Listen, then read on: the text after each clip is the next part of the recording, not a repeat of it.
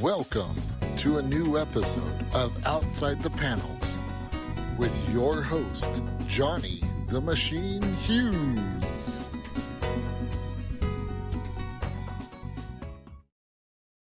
Welcome everyone to another episode of Outside the Panels. Now, I know what you're thinking. I, Johnny the Machine Hughes, get around. I mean, it was only last week we were talking to Carla Pacheco while she's moved her boat after she travelled from Arizona to her moving bay. But this time, not so much the world-weary traveller. In fact, I'm talking to a guy and his CEO partner just up the coast in sunny Whitby. That's right. We're talking to CEO of Final Impact Comics, Paul Gerrard and Mike Clarke. Gentlemen, how are you doing? Hi guys. All good. Hello. Good. Excellent. So yeah, for a change, you get 3 Brit accents. What more do you need?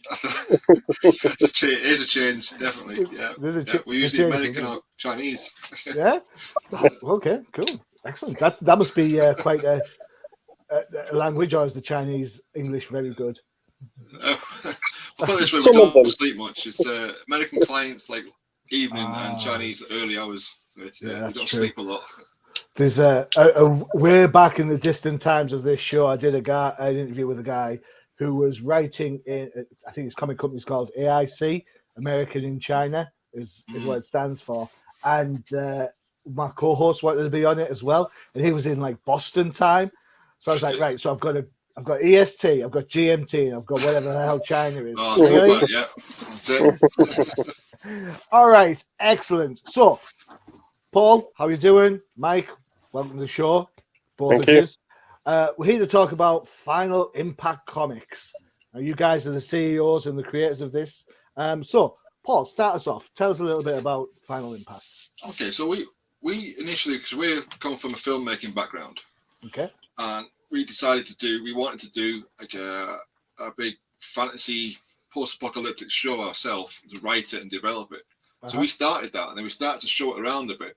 This was like last year, and the feedback we were getting was, for something this big, you really need a fan base. You need to develop it in some way before it gets to the studio. So we decided to go down the route of comics, and we did that. Through that process, we kind of clicked on. We love doing this. We both changed our jobs to do this, to kind of do comics and graphic novels, in order to get people's like films or TV made. So that's how it all began, from like a purpose-built structure. Okay. So, Mike, it's quite often we see sort of like comic ideas and media get moved into films and TVs. I mean, we just need to look at old Pointy Ears himself, Yep. Yeah. You guys are doing it the other way around. How was that transition? Was that a lot different from going from comics to film? If you're going like films to comics and back to films? Well, it's not been totally difficult, because I've been a huge comic book fan myself. I collect comics, especially slabbed CGC first appearance of Batman villains. Oh, you're things that like guy. Yes, 100%. So it hasn't. I've been writing films since I was 11 years old. I'm now 42. So all it is just visualizing the panels like I would do a film with storyboards and describing it in each one. So it hasn't been too difficult. But the process has been really enthralling as well. Seeing it come from, my page, getting some of the world's greatest artists with Paul and that lot, and seeing him develop it. I've found it really, really interesting. And I'm looking forward to keep going and keep creating more.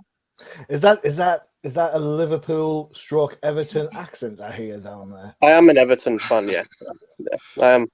Okay. Okay. But we're both from Northwest. I was from Widnes. They moved to Newcastle. Oh well.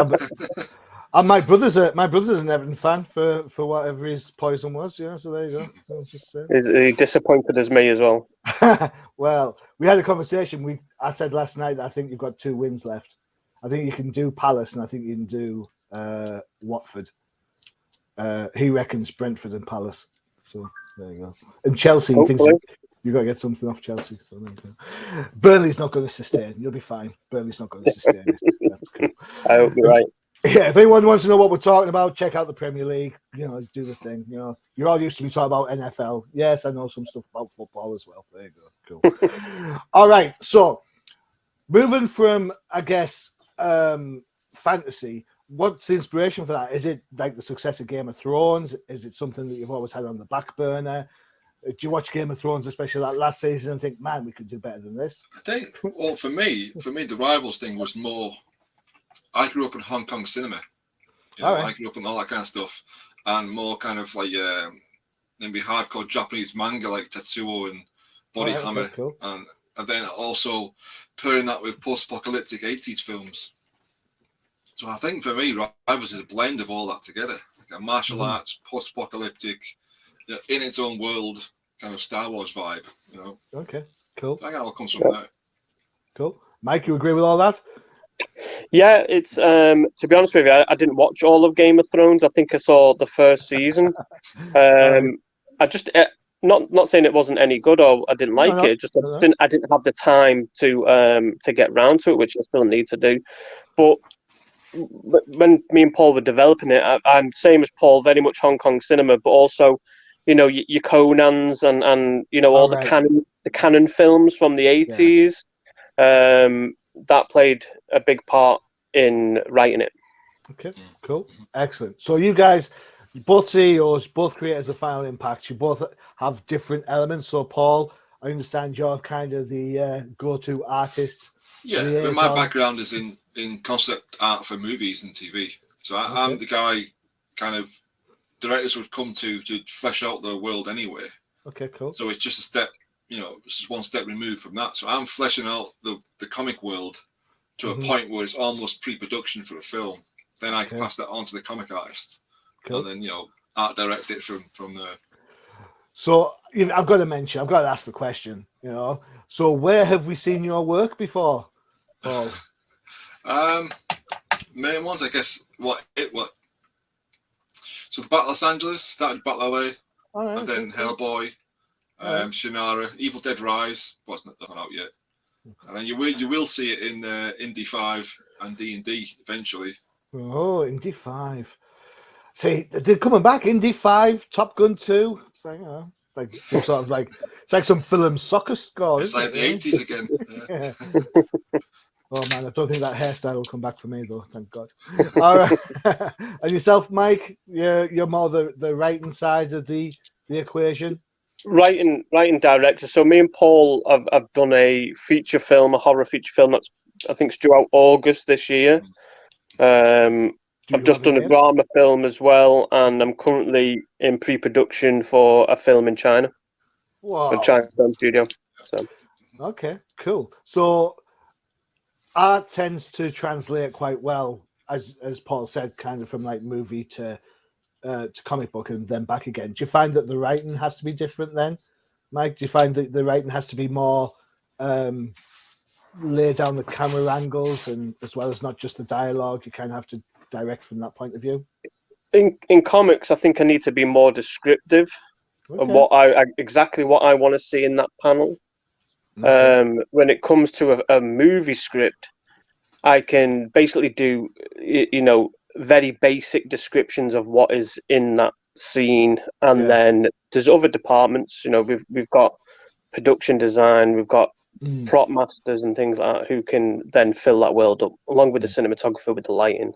So I've got to be a little bit more descriptive of exactly what is in that panel on a comic. So do you find then, and I suppose this is a bone of contention for the pair, do you think that artists have a more freer reign and a freer outlook where writers kind of sweat the little details? It depends. I think each one is different. When it comes to what we've been doing, you know, they have got room to, you know, to express themselves through their art, you know, and come up with things themselves as well. Yeah. But I do give them a lot to play with as well. You know, I want it a certain way. It's, you know, the camera, as if it's a camera shot. You know, where it is, where it's based. Yeah. You know, are we on a wide? What can we see in that wide? If it's a close up, what is of the close up? So, I do give them a lot of detail, but we also give them room to be creative themselves. When it comes to kind of like a lot of some of the details, because Micah High and I have we have the bigger picture in mind. So we'd be looking at like all the scripts of say a TV show of like all the seasons or the full film. Right. And the comic guy might only get, say, issue 1 might only be say 20 minutes of that film. Yeah. So we still have to, so say a guy wants to change the sword to like a bigger sword or an axe. Yeah, just to make sure it ties in with like the all rest of the film or the rest of the seasons. But generally we give people good free rein to do their thing, really. Cool, excellent. Should we have a look? Absolutely. Right, so here we go. This is the Final Impact Comics webpage. The detail on the art is across there. It looks absolutely fantastic. Let's have a quick, we'll drop down to the featured work and see what we've got. The Loyalty of Sego Astar. Action-packed. Oh, is there a trailer? Is that a trailer? It's a titles. It's a title screen. Okay, cool. And there we go. Wow. So the details are absolutely fantastic. How do you manage to get this level of detail shown here? Because I mean, we're very old school. I think I was going to say comics don't generally have that level of. Well, we kind of came into it. You know, we didn't want to just do what is popular and what is now. Just want to do what we wanted to do, essentially. And I, even though I didn't grow up reading comics, I always had them at hand because I liked the artwork. And I guess you'd call it a European style, where we're not big on heavy inks or dark lines. We're more like, it almost looked hand drawn and hand painted. Yeah. And that's the level we're kind of going for. This is what we like. It reminds me of a guy called Stefan Sejic, who does a lot of Sunstone stuff, which is totally not the same as this in topic, but very, very much painted. Very much. That's it. Yeah, spot on. I don't know if is it. Would you say it was a European look? I guess it's like Judge Dredd and all those things. Yeah, that could. Yeah, definitely. Let's see. Oh, and then we've got some monstery type things going on there. Yeah. Who created this guy with the fake face? Oh, Richard Therese. He's just insanely detailed in his work. Yeah, reminds me a little bit like Liam Sharp to an extent. Very good, very, very good. All right, okay. So, how many projects do you have right now kicking around? Oh, I think about 7. 7. Wow. Three are in flux. About 7. Yeah. Okay. Yeah. So, how are you publishing? Are you publishing as yourselves? Are you publishing? It depends. Some clients don't publish. They're just looking to create a comic to maybe show at Cannes, or to show to pitch to a network, to a studio producer, or even if one guy's pitching it to a game studio. But when it comes to the people who do want to publish, it'll be self-published, or it'll be they will run maybe an Indiegogo or Kickstarter to get the fan base. Cool, excellent, good shout. You both mentioned that you had comics to hand, and Mike, you're that guy, the slab guy. Do we have any comic inspirations out there that you kind of think, man, I can't live without this type of book? What are you reading anything right now? Or? To be honest with you, I'm quite I'm an Everton fan. I am a Batman fan. I am loyal to that. I can't look at what I'm wearing. I can't really argue with that, can I? Come on. Yeah. So it's there has been some story arcs that I've really enjoyed from Dark Horse and Image and Boom Studios, things like that. But I mostly stick to me Batman.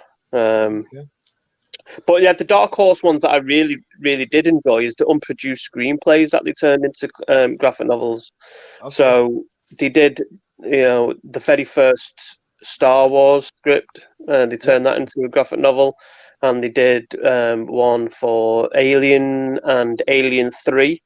They were going to do one for Predator as well, but they didn't release it in time because of the COVID, and then they lost the rights to Disney. So Unfortunately, they couldn't release it, but I was looking forward to that. But it was really interesting to see an unproduced screenplay and then getting to see it in graphic novel form. So I'd like to see them do some more of that. So, Paul, from an artistic point of view, do you see that how do you view the relationship then between comics and movies?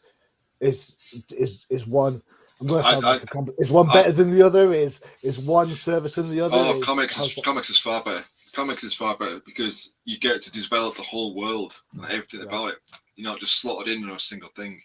Yeah. But in terms of design, it's the same. The pre-production I do for movies and the artwork is exactly the same as what I would do for a comic. So I'm still designing the characters and the creatures and the beasties, first, and then it goes to the comic guys. Cool. So then, what's that relationship like? If you're, I suppose, working on the artistic Bible of a world or a character, then you pass that off to Jim Lee. Yeah. then how? Who has the final nod then on that? We do. We have the final say, but it depends on the artist. Some artists like to be kind of like steered in a certain direction and told exactly how you want a character. But you'll have artists like Richard Therese doing Rivals. We'll give him the basics, and he'll come back with something fucking 1,000 times different. And just off the scale. Right. Yeah, cool. That's fine. And I'm fine with that. It runs with it. Yeah. And I think I suppose that we build up that trust with the artists and stuff, and depending where they are in their own career, if somebody's just starting out, they maybe need that guidance. Absolutely, that's it. Yeah, as opposed to someone who's been around. And we're not afraid to work with newbies. If the show is something special, then I'll put in the time and I'll mentor them and develop the skills a bit more. Cool, excellent. Right, before we get into more questions and look at some more cool art, here's an advert for one of our other shows. Let's see what we've got. I'm trying to think. I don't have a Batman one. Oh, that's a shame. So I'll tell you what, have a listen to this one, see what we think of this. It is Crisis in the Triverse.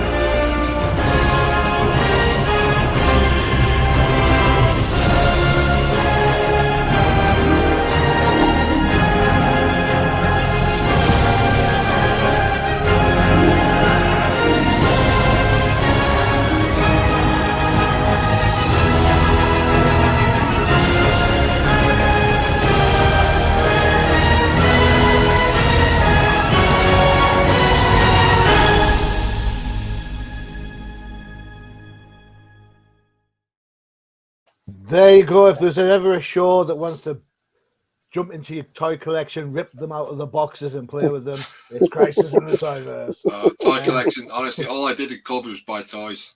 Retro toys. I was watching that video and then going, I want that Mortal Kombat figure. Yeah, I want that Stay Puft Marshmallow Man. Yeah, I want that. The show's great. Bobo is an absolute legend. He's class. And there's an Indiana Jones type thing going on there. Please don't sue us. Thank you very much. All right, let's have a look at some more stuff. Let's see. Here is your Facebook page with some photos on. You've got Rival there. You've got what's that one there? I can't see the full. Cranial Alpha. So these are our 4 internal IPs. All right, excellent. So we talked about Sego at start earlier. Cranial Alpha, is that sci-fi? It looks like it's an anthology. Okay. It's a way for us to express the most darkest and brutal ideas, I think, in Cranial Alpha. Yeah. Okay, cool, excellent. Android's Graveyard. Yep. It's a post-apocalyptic sci-fi, bloodthirsty RoboCop levels of gore and violence. When you say RoboCop, do you mean the original RoboCop? The original, not the remake. Yeah. And not 3. Definitely not 3. Oh, the Thank TV God for show. that. Yeah. I mean, I don't mind 2 that much. No, Yeah. It's okay. Kane makes it. Yeah. Yeah, I mean, surprising it's a Frank Miller script. Yeah. Yeah. And He's in it.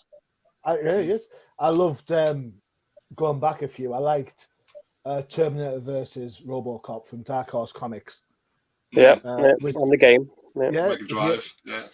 If you get a chance, for anyone who's listening, yes, it should be on Old Timers, but the premise is dead simple.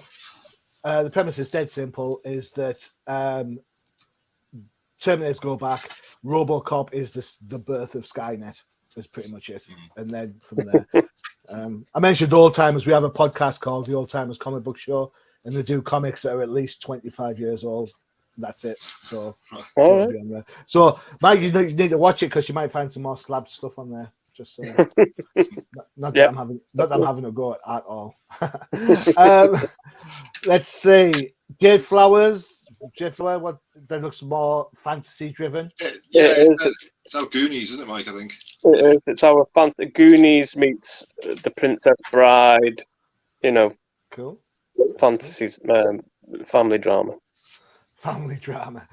There's that scary book again. Nice family drama. Oh man. So several issues. So is Rivals done and done then? Is it already? No, this was in fact what we call issue 0. It's like a one shot. It's an introduction to it. It was part comic, part making of art book. So they're the variant covers. We did that last year. So we're still working on issue 1. Mm-hmm. It's a big one. So we're taking our time with it. I love that. I love the black and white cover there with the dude in the crown. That looks gorgeous. Yeah, definitely love that one. I quite like the white one as well with the floral stance. Mm-hmm. Yeah, I like that one. That's good. Good shout. There we go. More excellent. And there you go. There's some Android Graveyard stuff. So, how do you kind of? Obviously, you've got your inspiration from, as you mentioned, the film types and tropes and stuff. How do you come up with the various ideas to kind of think to yourself, you know what, this would make a good movie, or because I mean, Android's Graveyard, a badass robot from the future. It sounds who's going to do you in. Sounds great.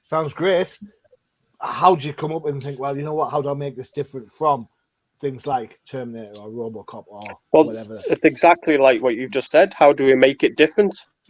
What have they got in there? Let's not go down that road. Let's do something different. Yeah. We've been doing like I said, films and stuff for a very long time. Yeah. I've had 31 years now of writing log lines for movies that I'd like to make. So the amount of ideas, 90% of them, from when I was a kid, were terrible.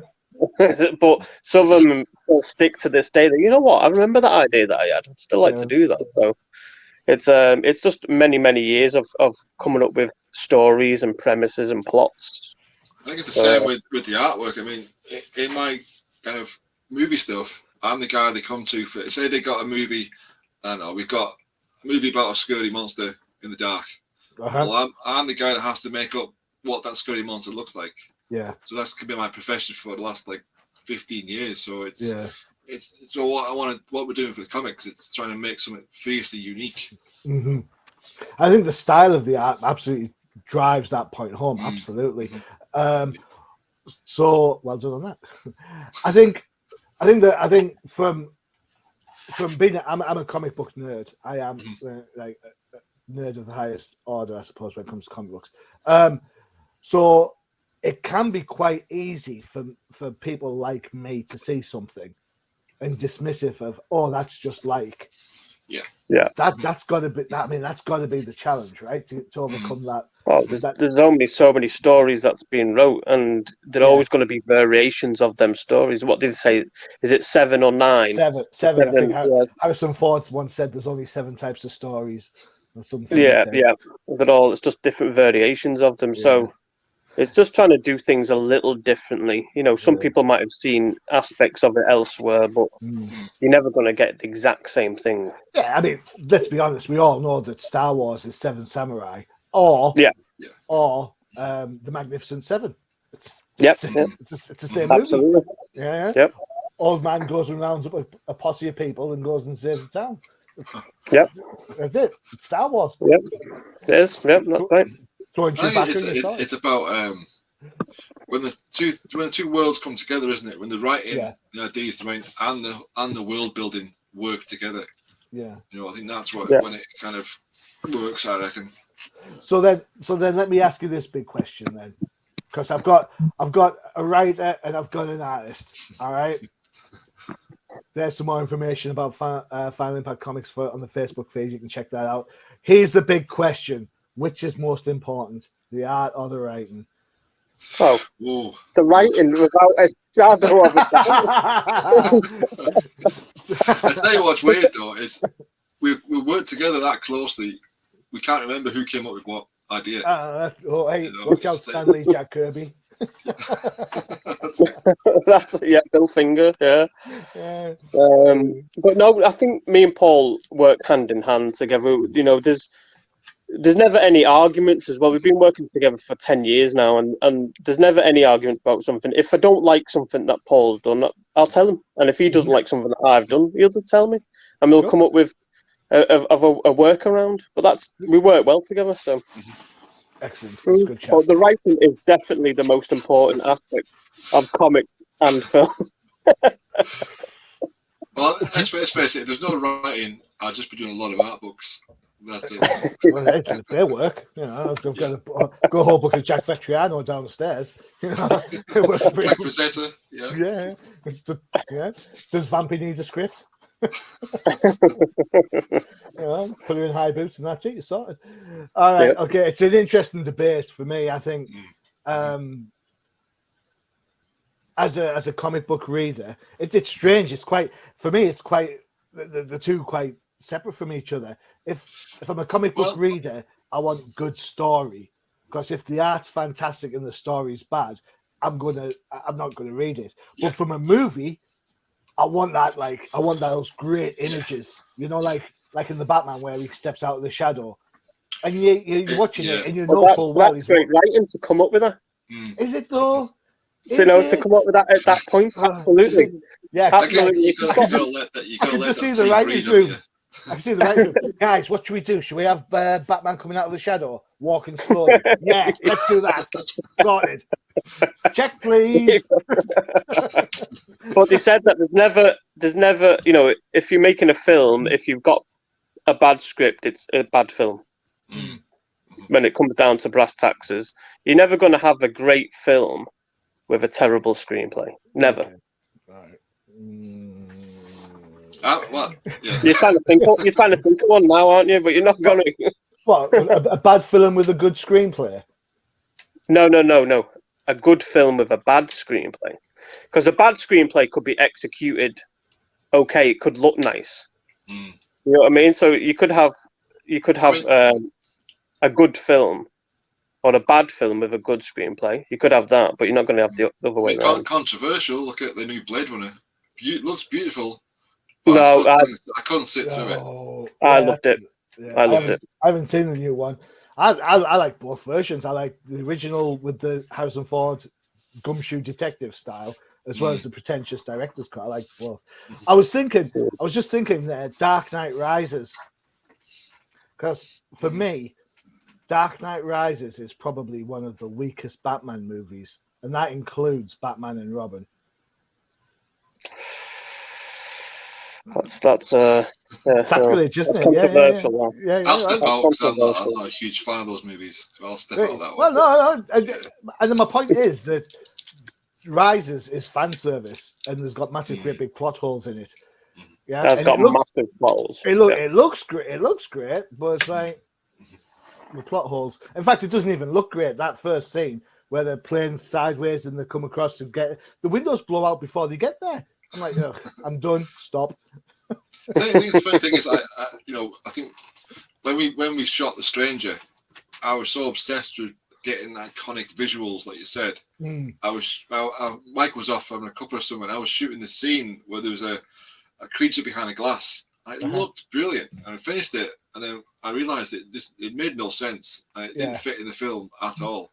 Yeah. So you've got to work together, and you've got to build up to these iconic scenes so that they play out well. I think you've absolutely. Otherwise, it's just an arty piece, isn't it? Really. Yeah, I think you've hit the nail on the head there. It has to be a work together, and I think that's one of the best things about comics. That's I suppose mirrored in movies and vice versa. You know, the fact is you've got to have a script, you've got to have the art. In movies, you've got to have the actors, you've got to have the director, you've got to have all those things moving together. Lots of moving parts to make it work. Yeah. Absolutely, yeah. Yeah, cool. Excellent. I think a lot of comic creators make the mistake of just getting okay, they've got the story, just get any artist they can, any colorist, and try and get it done. But you've got to choose the right colorist for your style and the right artist. You've got to spend a lot of time getting that right for the story. But I'll take it a step further for you. I think you've got to get the correct writer, because you don't want somebody who's full of like punchlines. Mm-hmm. Yeah, the character's got to match that. You know what I'm saying? Mm-hmm. So it's like, what can I say? Who can I say? If you want something dynamic, if you want something to like pop off the page, I know I've said his name before, but you're going to get someone like Jim Lee, someone who you look at his art and boom, straight away. But if you wanted something dark and dreary and kind of steeped in misery that kind of compels you to get through that, you'd maybe go for somebody else who's less dynamic, but still a good artist, because they're going to use different camera angles, they're going to use different colorists to set the tone and the emotion of the book. So totally agree. Yeah, cool. So not dissing Jim Lee at all, because his work's great when it comes out every 2 minutes when it's late. Oh look, I just dissing. Oh, no. He'll never be on my show now. Oh no. Cool, excellent. So what's next for you guys with your plans? What we're going to see next, book wise? We're working on Hardwired, which is from the same director as Hardware. He did Hardware in the 90s, and he wrote another script called Hardwired. We're working on that. Is it a sequel-y type thing? It's nothing. It's nothing to do with the original film, but it's based around the same world. All right. Okay. All right. Yeah. So it's like, and then we're obviously still doing Rivals. That's like the long-term plan, and that's just been picked up for a TV show. So we're trying to work with the producers on that as well. All right. So are you able to tell me which network or company has picked up Rivals? Not yet. No. It's early days. Yeah. Contracts have been signed. I don't worry. There's an end. I'll wait till we're not recording. It's fine. I'll get that. It's fine. Just so when I get all the Indiana Jones stuff out as well. I've already been told. Disney coming for you. Yeah. All right. Cool. We've also just completed a comic for a client who's trying to get a TV series greenlit. Mm-hmm. So the very first issue, he's put that on Kickstarter right now. So that's on Kickstarter. Cool. And it's doing well. So it's called Ascension. Hang fire. Give me 2 seconds. What we'll do, we'll help him out a little bit. Let's give him some screen time. Give me 2 seconds. Yeah, it's called Ascension. Why do people always call them books that I can't spell? I'm dyslexic, so nothing makes sense to me. Ascension Kickstarter. It's a comic, you said, yeah? Mm-hmm. Ascension comic Kickstarter. Does it sound like Ascension, the end of the world becomes a war for survival? That's the one. Right? Yeah. Yeah. Let me see. Yes, this is it. I think we've seen a little bit on this already. Let me just share this so we can give him some love. Share screen. Chrome tab. Please tell me this is the right one. Does that look right? That's it. Hey, look at that.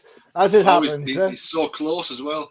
Yeah. He is so close. Yeah, there you go. So that's £3,853 of a £3,904 goal. For anyone listening in the States, he is $4,934 of his $5,000 goal. 64 backers is a good shout. 19 days to go.